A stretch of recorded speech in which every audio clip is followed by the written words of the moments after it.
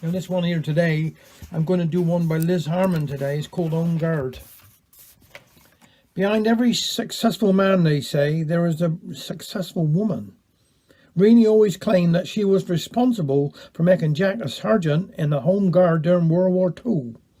It happened like this, see. Newlyn Home Guard platoon have been issued with the equipment for sending and receiving Morse code messages. The problem was they didn't have an operator for it.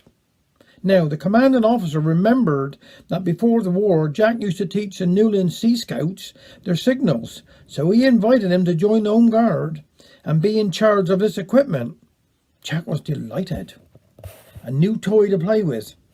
Every Sunday, the CO, who was allowed a petrol ration for this purpose, collected Jack to go off training manoeuvres.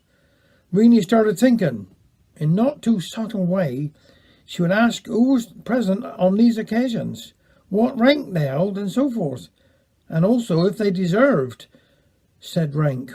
One Sunday, Reenie was ready, and she planned her own manoeuvres. As the car drew up to collect Jack, she called out to the CO, "Excuse me, but could I have a word with you a minute?"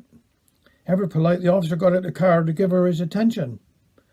"Now, I've been thinking about this here Morse code. Can anyone else work it?" "No," said he. "Jack here is the only one we got." "So," replied Reenie, "is very important to the platoon." "Oh, yes," was the reply. "We couldn't do without him." "In that case," said my mother, "why is he only a private? If he is that important, I think he should be a sergeant at least." Somewhat embarrassed, the poor man started blustering. "Well, you see, it's not that easy. There are all sorts of procedures. It isn't entirely up to me."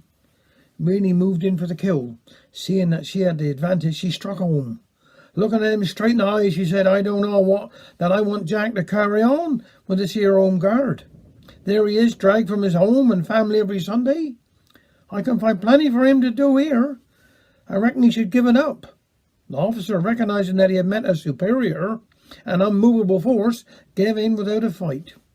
"All right, Reenie, let him come today, and next week you can go into Laxon's sport shop and get in the stripes." The following Sunday, proudly wearing sergeant stripes, Jack went off on manoeuvres. No one knew if his promotion was official, but it satisfied Reenie, and she would constantly say, "See what I did for you, Jack. Didn't I make you a sergeant in the Home Guard?"